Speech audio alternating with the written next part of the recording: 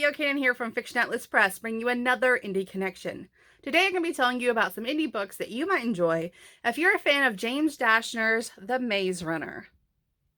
The first book I have for you is called Savage Survival, The Forgotten Chronicles Book 1 by Jason J. Nugent. And I actually just got done with this entire series. It's really good, so I can definitely recommend it. Here's the description.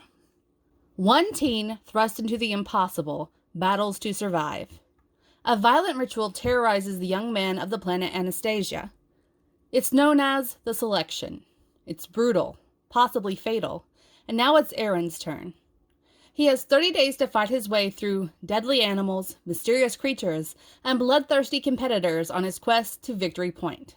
Survival depends on forming alliances, but the more time he spends with a boy named Phelan, the more he questions if he is to be trusted. As Aaron maneuvers his way through dangers and pitfalls, he learns there are risks greater than death along the route to Victory Point. He could become forgotten. The second book I have for you is called Age of Order by Julian North. Daniela Machados can run. She's the track star of Bronx City and an ace student, but that isn't enough for a nope like her to get out of the barrio. The Orderist movement has spawned a society that rewards those who supposedly possess merit, which includes America's wealthiest. Manhattan has become the capital of the 49 Orderist-led states, while California suffers under an economic embargo. Cities such as Manhattan have become cocoons where the so-called high-born enjoy the pleasures of farm-grown food in private parks, while their outwardly perfect children are protected by floating nanny-like drones that follow them everywhere. Daniela has grown up fighting for the chance to attend college beyond the desperation of Bronx City.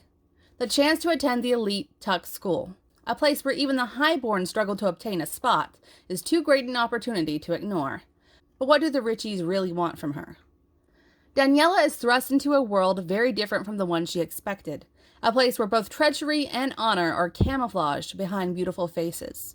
Intrigue and peril soon engulf her, and Daniela learns those at society's apex will stop at nothing to preserve their so-called order. But their enemies are no less ruthless. Betrayal is everywhere, but it is a girl from Bronx City who holds the future in her hands.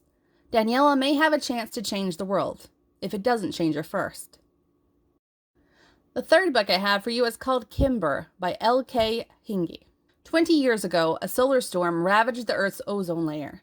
Of the 11 billion people on the planet, only 200 managed to seek refuge from the radiation by disappearing underground.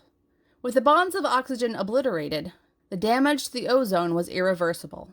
Every living thing exposed wilted and died, leading to global extinction. The year is now 2209, and what's left of humanity is trying to rebuild in Inanna, a cave city that's harboring mankind's last hope.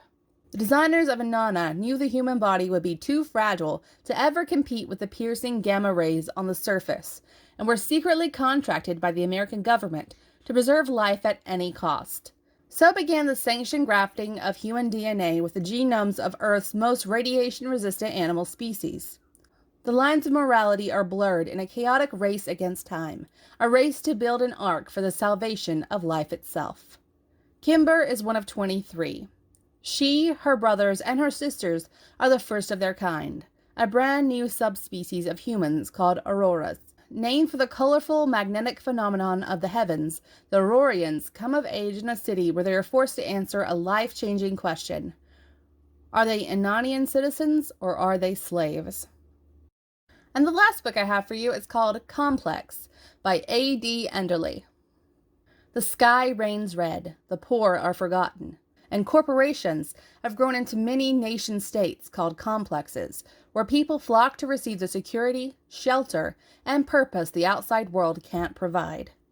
The only payment required, buried somewhere in the 20,000-page terms of service, is their freedom.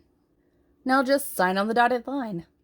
Orphaned after her father's death, 18-year-old Val's focus is to protect her younger sister Kat and heed her father's final wishes. Never, ever join a complex. Stay away from them at all cost, he demands. But staying away becomes impossible when Kat is abducted, sparking a hunt through a violent megacity primed for a revolution, where Val eventually discovers her sister's appearance is just a smokescreen. Beneath it lies a motive darker than death and broader in scope than a few lives. As Val and her allies uncover the truth, they're confronted with a terrible choice: save Kat or save humanity. Okay, that's all for me this week. I'll see you next week on the Indie Connection. Bye.